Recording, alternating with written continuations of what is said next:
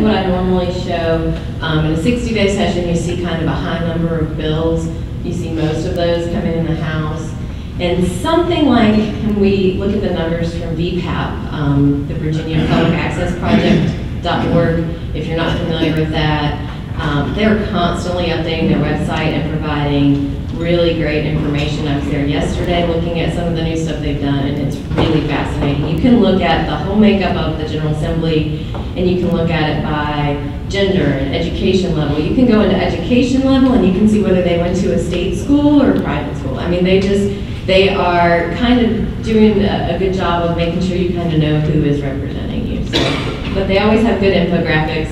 I didn't rip off their infographic this year, like I usually do. But they give you statistics on the bills, and I think one of the ones that always rings true and is good for me is in the House, we do have the highest number of bills, but about 70% of those die in subcommittee. Like, they don't even make it to full committee. They just are laid on the table or die in subcommittee. So that makes them, I guess, a little more efficient. I don't know if I'd use the word efficient, but that's where most of your activity happens. So when we're talking about what's going on in Richmond during the session, we make sure that there's people in these subcommittee meetings because that's where the action is. And another thing, I did mention this at the beginning, but we had a total of the 32 vetoes, and that is the highest number of vetoes since 1998. That was the Gilmore administration year. And there's lots of, you can go Google it on the internet, there's lots of theories about why that is, and some of us have our own preconceived notions, but it's really a variety of things. And I think it comes from the lack of compromise during the session, but we'll talk about that over lunch. We'll go ahead and get started on the bills. The first set of bills that I was going to bring up, last year I talked about a lot of bills related to solar. It was a big year for solar last year. A lot of solar initiatives that comes out of the governor's office. Some of you might be prepping or planning for solar farms in your locality based on these megawatts that were targeted. So I know that we are. And so the first, though, is related to electrical transmission line siting. Used to be a requirement that SEC had to hold a public hearing if 20 or more people requested it, and now the local governing body can request it. This is for anything over 138 kV. So just something that's trickled down based on some previous policy and maybe a Supreme Court case or two. So that's a change there. Related to solar and wind energy, though, this House Bill 1305 talks about some tax exemptions. And so I know, as I mentioned, some of us are preparing for solar farm ordinances and maybe even wind farm. This is something that if you do work with your assessor's office, you know, if you're planning this to be a principal land use, these tax exemptions could impact, you know, what the fiscal impact is for your locality. So I just encourage you to take a look at those exemptions and see how they will impact you. And though when you're at the Planning Commission level, you're not really thinking of fiscal impacts, it's still good to know by the time your council or board are making these decisions. And it's not effective until July 1, 2017. So I guess if everyone got them built really quickly, it wouldn't matter. I'm going to hand it over to Alden to talk a little bit about environment. He is a guru on all things related to MS4s. Thankfully, I don't have to deal directly with MS4 permits. But thank you, and let's see. Good morning. Good morning. Everybody's awake. You see? And then I need to talk to you afterwards. I have an assignment for you. Okay, let's see. Anybody around here know anything about stormwater?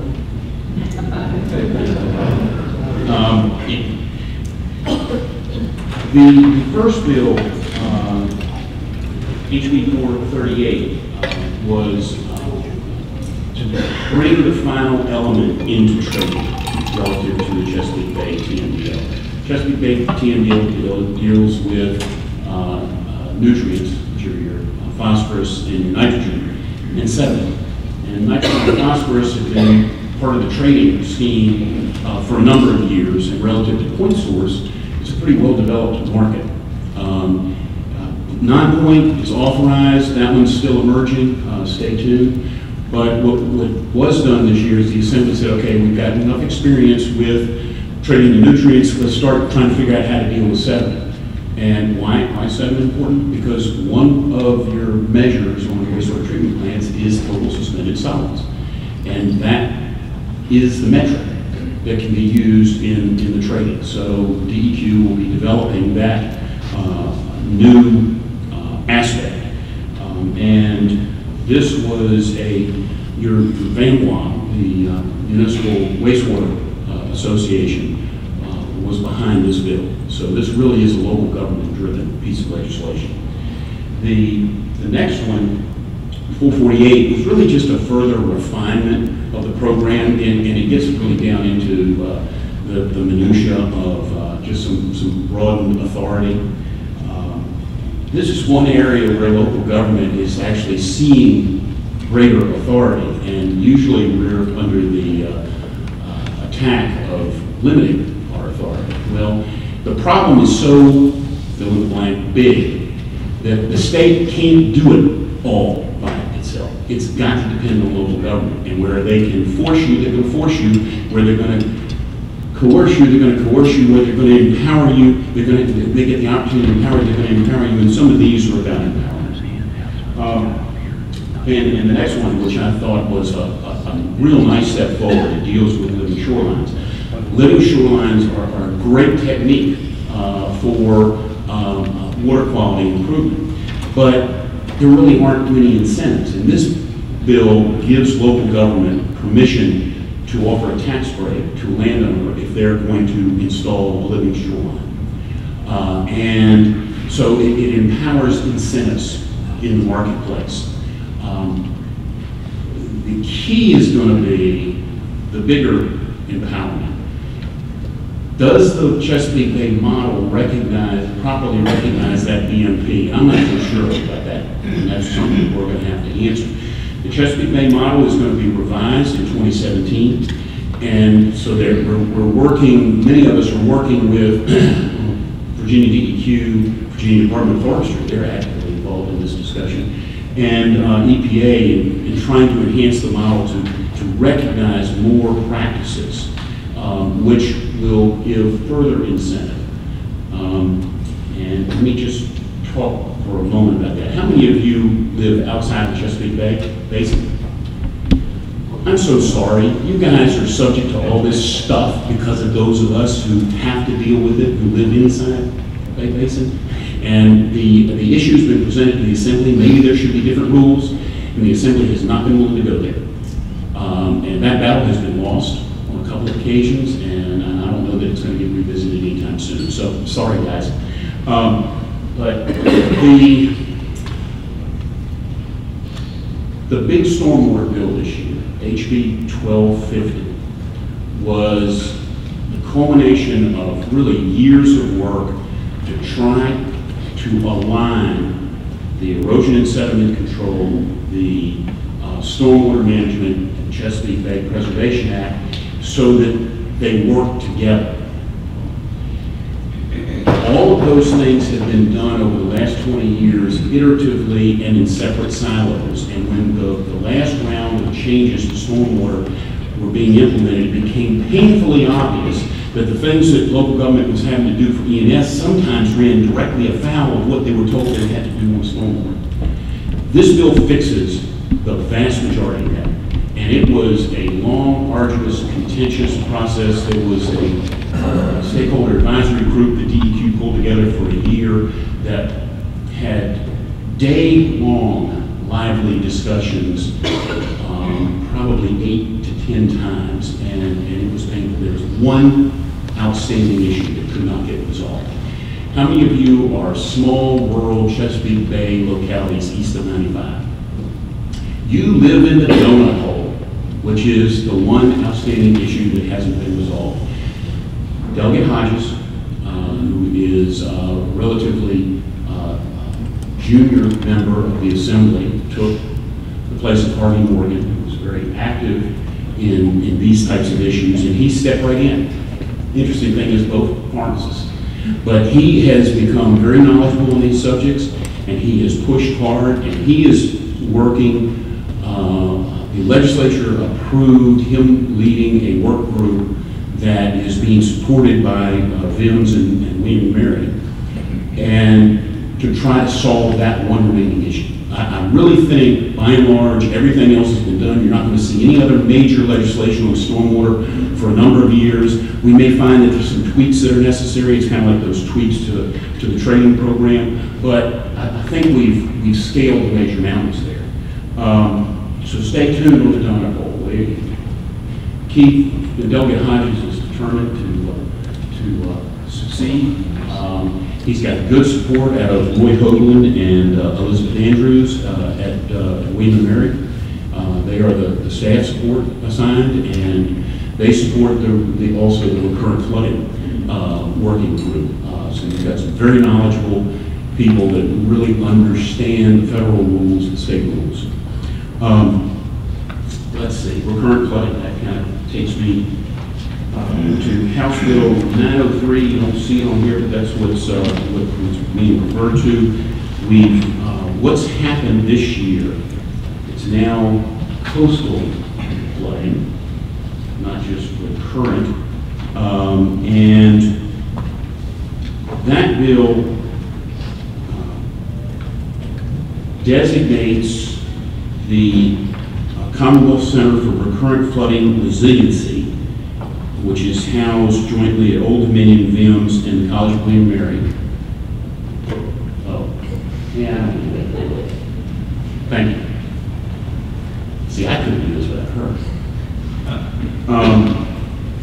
And what we now have is we have a research and kind of staffing arm to what was a legislative study committee that was really just supported by legislative services attorneys, not true policy experts in these types of issues. So I think when we get to next year, when you see the final recommendations of the report, I think you're going to see some very worthwhile movement and expect legislation next year on that topic.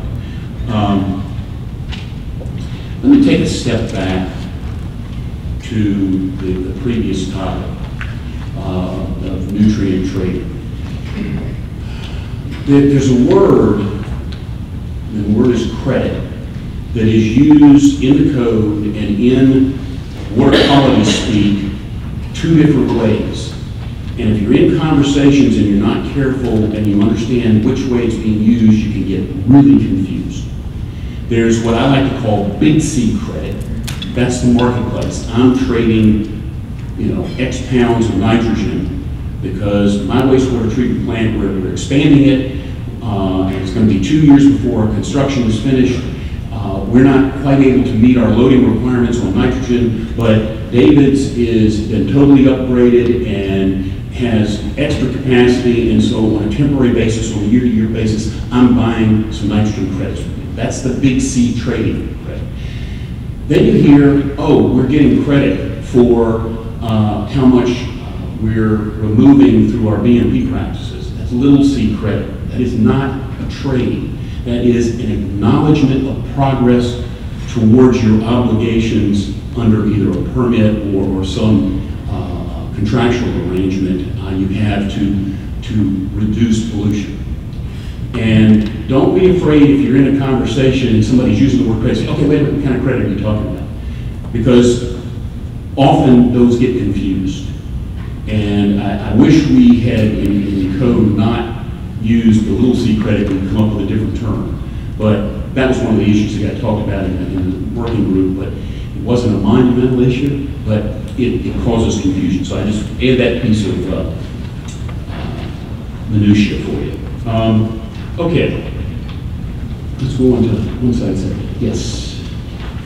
House Bill 558 was a health department bill. The health department went to Delegate Bobby Orrick, the chair of House Health, Welfare, and Institutions, a committee that something like this has to go through, asked him to carry the bill. Delegate Orrick is very knowledgeable on on-site septic and alternative septic. And it has had a hand in most of the legislation that's been passed over the last 2 decades. And he made it very clear to the health department the bill they handed him was not going to fly. It was going to have to go through major amendments, because basically the health department's bill was, we're going to privatize the whole thing. We're not going to do any in-house design for citizens, something that the health department has done forever. And what came out is a directive to the health commissioner to develop a plan on how to privatize. Is that somebody stretching or a question? Okay, sorry. And the health department has to present that plan back to the assembly, which gives the assembly another shot to say, yeah, wait a minute, that's not going to work, or let's tweak it this way. The health department is going to get out of the business, but it's got to put together a plan that deals with the areas of the Commonwealth where there really aren't private providers. And how is that going to work? And the health department has been challenged to think that through and to make specific recommendations relative to that. Now, there's a whole lot of other things that they were directed to do, but that was a key point. Wait a minute, that's fine in Hanover County, but what happens in Giles County? Where's the closest private engineer that can do this kind of work affordably? So, let's see. Let's talk about conflict of interest. Before they does one, do you want to bring up the various night bills that came up, Delegate Mike, that sort of, I guess he was trying to fix problems, but there was, I would be remiss if we left this slide and just didn't say there was a handful of other bills related to. One of them changed it from AOSE to certified soil evaluator. It was a handful of bills that Delegate Mike put in that also had to do. And they really were down in the weeds of the process. And we deal in coastal Virginia with some you gotta have septic, but you've also got high water table. You've got long-standing old septic systems that have been there, and if the landowner wants to voluntarily upgrade it, but their circumstances are such there's no way they can fully meet the regulations, and the legislation was meant to empower the health commissioner to be able to deal with those types of situations. So stay tuned with how the health department actually makes that happen. We may end up seeing other legislation fixing what gets done wrong, fixing the problem, but that's okay. That's why the assembly meets every year. Let's see, conflict of interest. Let's see, Senate Bill 692. This bill was an attempt to fix the bill from last year that supposedly fixed our conflict of interest situation in Virginia after we had a high-ranking public official, what some of us in the lobby world like to say that if Johnny Williams with Star Scientific had had a lobbyist, none of that would have happened because the lobbyists would have told him, don't do that. But he didn't. He was smarter. Anyway, we ended up with changes to the ethics law that didn't work. The procedures didn't work. And so this was an attempt to straighten that out. And I think they have. I think we're going to be done with it for a little while. January 15th, there are planning commissioners, you've got reports you've got to file, work with your local attorney. You need the advice of your local attorney on how to work it for your locality. I can talk on a global level. I'm real happy we're back as lobbyists to 1 year filing. Once a year filing instead of twice a year, which we're all trying to figure out how does that make us more accountable. It just meant we had to pay twice as much and had to file twice as much paper. let's see, you had a bunch of failed FOIA bills that, thank goodness they failed. There was many that died in that, those unrecorded votes in House subcommittees. But we're going to see more legislation next year as the study group that's led by Delegate Lemunian finishes their work. You're going to see some restructuring bills come forward. I'm not sure exactly what they look like yet, but take a look at House Bill 818, which was probably the most significant FOIA bill that passed this year. And it, let's see, find my FOIA bill.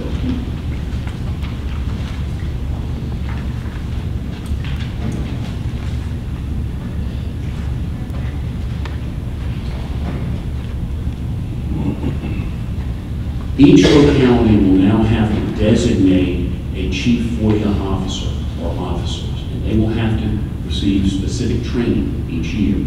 So those localities who don't have such a person now will at July 1. The FOIA Council is putting together the training. They're going to be conducting training webinars in this month, next month, and in August. And the trainings will be about an hour to an hour and a half, is what I understand. And there will then be annual training offered by the FOIA Council. So that's probably the most significant thing, not earth-shattering, but expect more assaults. You know, the bill that really troubled us was the one that required that executive sessions be recorded and minutes be kept. I'm sorry, that just didn't make sense. Having spent 17 years in state and local government before I started doing this, 5 years as a county administrator, I couldn't imagine how in the world you would deal with an executive session in a set of minutes. I mean, I procedurally know how you about it. Okay, anyhow, that died, but I wouldn't be surprised to see more. Question, Ellen. The bill talks about the public body naming a FOIA officer, and some attorneys that I've spoken to have asked, you know, can it be done on a locality-wide basis by the county administrator or board supervisor, or does it have to be a vote by the individual public body? Thank you. I don't know the answer. I'm asking. I thought that was the answer. Consult your attorney.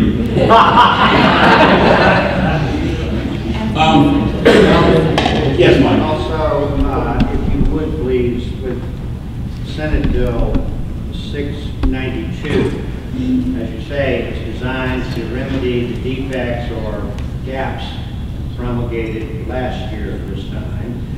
Does Senate Bill 692 get us back to maybe where we were 2 years ago, or will the statement of economic interest, that form, the multi-pages, has that really grown exponentially, or is it going to be cut back some? This might address the issue with our community where the BCA member said, I ain't filling out that stupid form and I'm quitting. And I think there was an attempt to try to streamline the reporting, So kind of going back a little bit. but we're never going all the way back to where we were. And I don't know that where we were was broken. I don't know that it needed to be fixed. But Okay.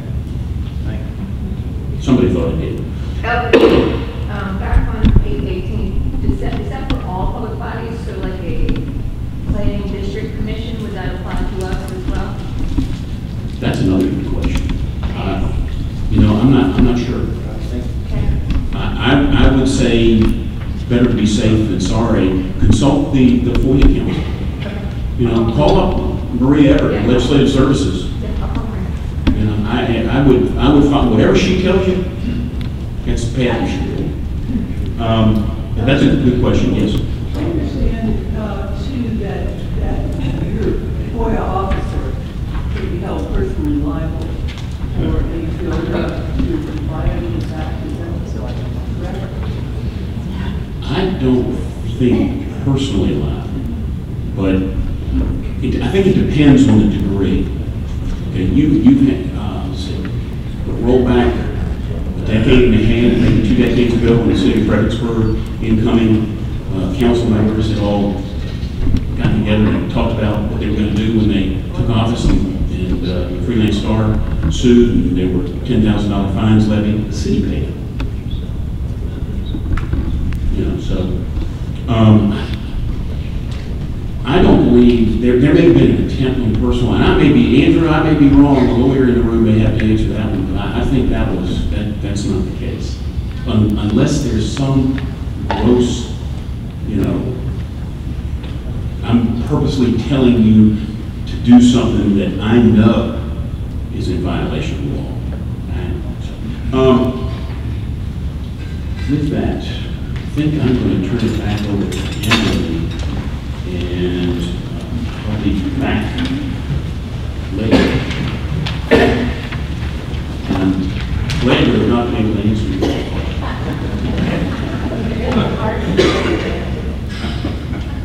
The second round of questions are about what's coming up in 2017, so pepper him more with those. We wouldn't have gotten through a General Assembly session without talking about the largest industry in the Commonwealth, although this year they didn't go nearly as extreme as they have in probably the last 4 sessions at least. A couple of changes. I found the first one interesting. So a lot of you are familiar with the sign that's required to be posted if you want to make sure that your liability is lowered for an on-farm or agritourism activity. You get those from VDAX, and that's an example of it there. It now will say attention instead of warning. I guess they thought it was scary beforehand, and so now it's going to be more friendly, attention versus warning. Yes, sir.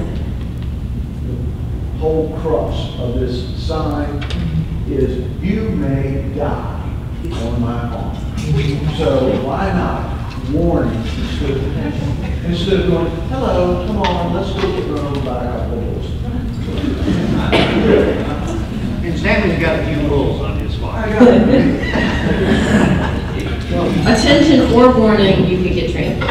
So that's important either way. But and there's so many more of these. I usually try to give you an example of some of what the General Assembly works at the very small level, and then sometimes it's just the very high level. Lydia? Yes, I was wondering, does that mean the existing signs until election change? That is a really good question, and I would have to ask VDAX, because I don't know.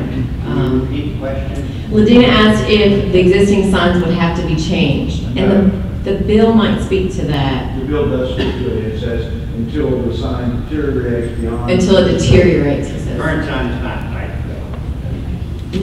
And this is just language, so it doesn't mean you can't use the word warning, but you have to use the word attention. So you're welcome to use the word warning. You could use both. Attention and warning. Warning. Boom. Be careful on Sammy's I property. like that permissive legislation there. Another item that was clarified this year was making sure that commercially harvested wild fish and shellfish are considered in the definition of agricultural products. This makes them available for some grants and loans specific to the Commonwealth for the Virginia Grant Agriculture. So that was an item that was clarified this year. And interestingly enough, how many of you have like urban beekeeping or beekeeping on small lots, that sort of thing? Have you been dealing with that? It's kind of like urban chickens, but urban beekeeping, small lots. This year, as long as you're following the best management practices, which will be created by November of this year, it got cut off a little bit right there, then you cannot be held liable for bee issues. As long as you're basically doing the right thing, which we learned in great detail in Montgomery County what those right things are, and we had a very helpful Beekeepers Association come and tell us exactly what everything is supposed to be like before we passed our ordinance this past year. But as long as you're following some of these practices about the way it's faced and making sure water is readily available and obstructions to the flight path and very fascinating things that as planners we get to learn about. As long as you're following those, and those regulations will be created by VDAX by November of this year, then your liability, you can't be held liable. So in the world of land use, this is like the only land use slide I have, which is looks like a pretty slow year. But as I mentioned, the really tough bills are always in the next panel. So once again, Andrew's not here, but all the hard questions will go to him, basically.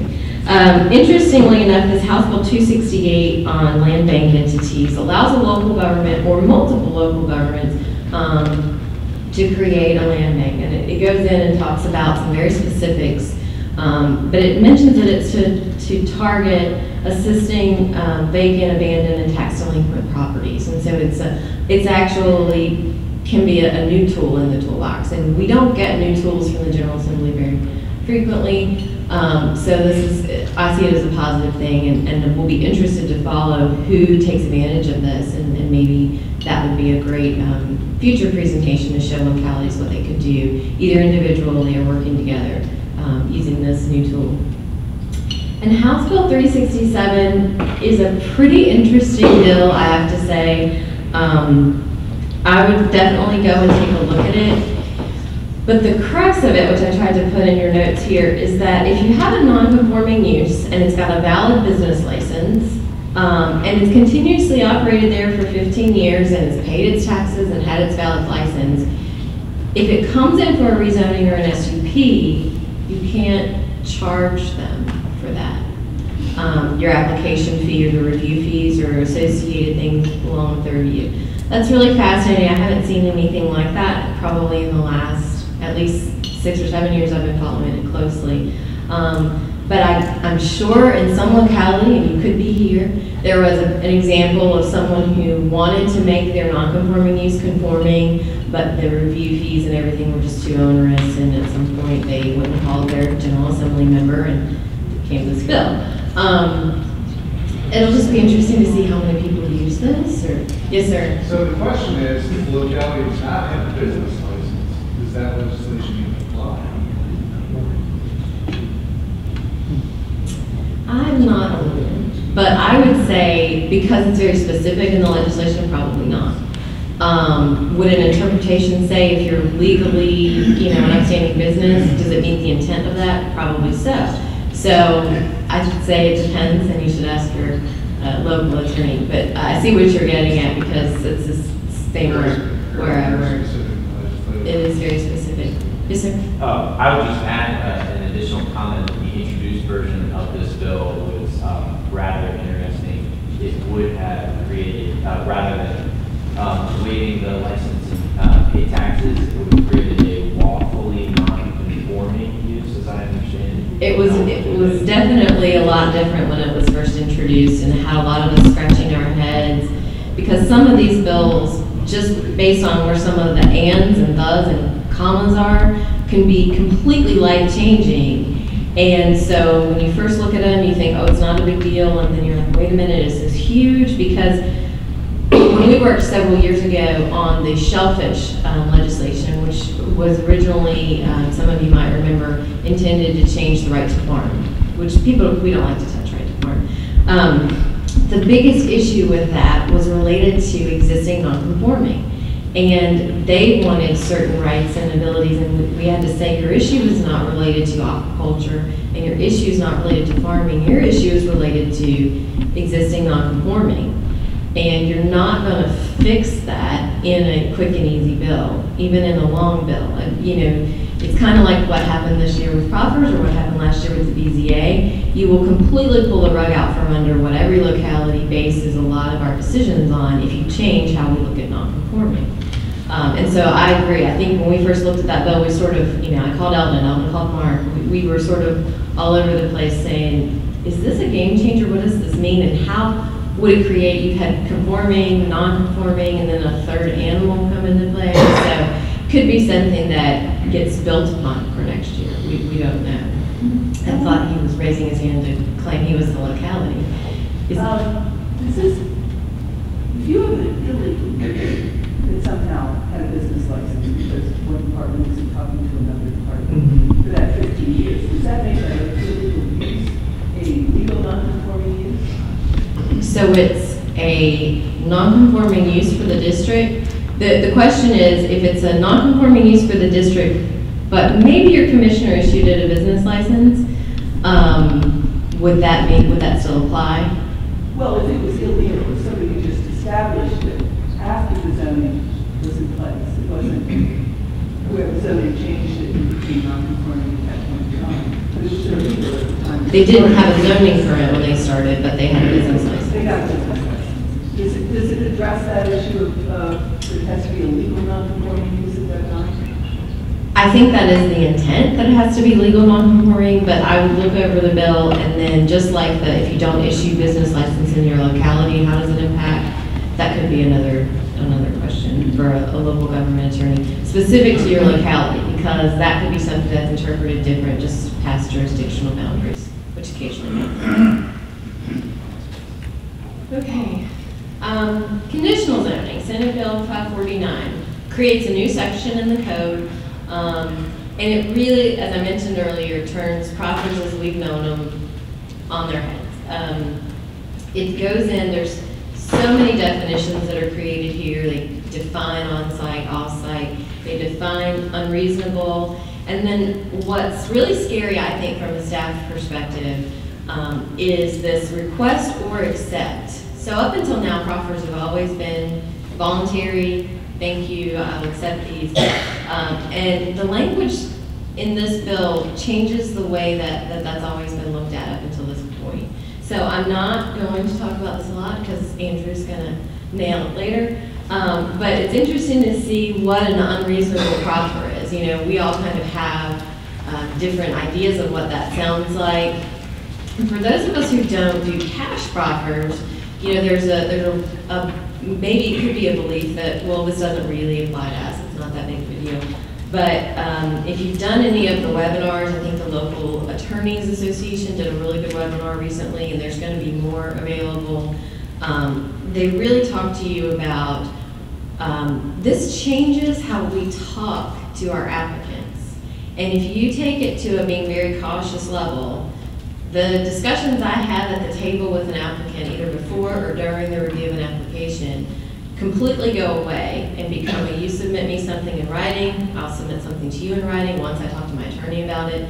And it really changes how we do things. And there's a couple of tools that have been looked at. There's also potential to change your review time. So because we have to go to such a granular level, if you're looking at a 6-week or an 8-week review of rezonings right now, should it get pushed out? Because this is going to be more intense. And some of you might be able to talk things over with your attorney right away and get back to an applicant. Some of you might have to put it in the hopper and hope you hear from your attorney next week. This can really change things. It also, should you look at your fee structure, your fees are probably based on the way we've always done things since proffers were adopted and since conditional zoning took place. Do you need to change your fee structure because can you do that granular analysis in-house, or do you have to hire someone now to help you out? So it's going to be the next session at 10 o'clock, and we will probably talk a lot more about that and dive into questions you should be asking when you get back to the office. All right, your turn. Okay, we're running short on time. Transportation, so basically the gist of transportation this year is there's a couple of CTV bills. This is a really interesting one. If you're in Planning District 8, they always get such special legislation for Planning District 8. When your comp plan amendments get reviewed, VDOT has to send those to the locality and to the Transportation Authority, and it's for a Homeland Security issue. So just wanted to bring that to attention. It doesn't impact what the locality does because you'll still send it to VDOT for its review, but when VDOT sends it out, you have to go back. A couple of changes related to very local specific bills that I encourage you to take a look at. And then there's a change this year with the CTV. I didn't put that bill on there, but if it's a project over, I think, $25 million, the CTV needs to have a meeting and talk about it openly. Hopefully to avoid another 460 issue, which was the example that was used when it was talked about early on. So not a lot of transportation stuff because, as we all know, HB2 2 years ago was huge, and then last year with 1887, it's just been intense in the world of transportation. And so this year they're trying to let those things work and those processes take off. So we wanted to talk really briefly about what we know for 2017. And this is a year where we actually do feel pretty good about several of the things we know for 2017. The first one is related to Airbnb. So I put the bill number in here, Senate Bill 416, because this bill actually did pass, although this bill was one of 2 bills that were in session this year. There was one bill that was put in specific, the delegate was trying to address Airbnb, short-term rentals, those sorts of things. And then the industry, hotels, motels, standard B&Bs, submitted a bill. And ultimately what came out was Senate Bill 416, but thankfully this year, they were willing to say, hey, let's send this to the Housing Commission, let's have them look at it and give us some more specific examples. Give us some recommendations. Don't know if they'll use the recommendations because it's always up to them if they will, but different localities have issue with this for different reasons. Maybe you're a tourism-based town, maybe you're a college town. City of Charlottesville, is anyone here from the city of Charlottesville? They spent over a year in subcommittee meetings with people from the Airbnb industry, like flying out and being on their subcommittee to get in place the language that they have for short-term rentals, which they adopted last year or year before last. A lot of hard work went into that. This takes all that out from under them. They can no longer use that ordinance that they put in place. Because you can't prohibit them, and there's very specific parameters that you can use when you are creating any sort of ordinance to govern over them. So this is already met, this committee's already met once, they'll meet again in July. At that point, we should be looking at draft language that is going to be submitted by the local governments and then the industry, and they're going to try to take those 2 drafts and work through them. So there's more to come on this, and we are, the last meeting Eldon was there, we also had a member of the legislative committee there, so we're tracking this very closely, and that's how we know what this immediate direction is going to be. So there's more to come on Airbnbs. Ultimately, though, I know the BML was big into this topic last year, and one of the things that surprised me that I didn't quite understand, because I guess I just didn't comprehend who's behind it, but is that the Airbnb interest had hired at least 2 professional lobbyists to work the General Assembly. So,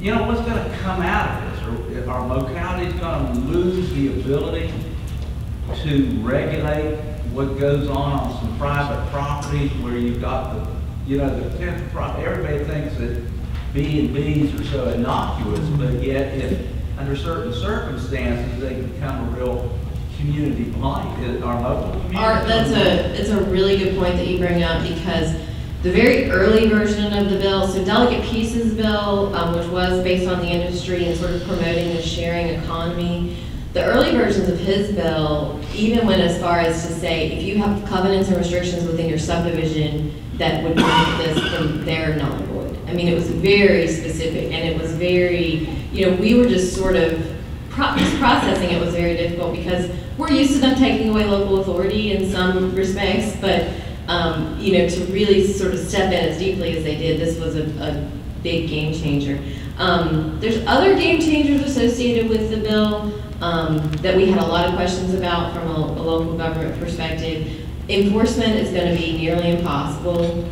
You know, these Airbnbs are, you know, happening a lot on weekends, holidays. How's your staff going to enforce it? How are we going to know if they're there 30 days? Because it does happen inside of a private home. And unless, you know, you have some really egregious issues. So enforcement's going to be an issue.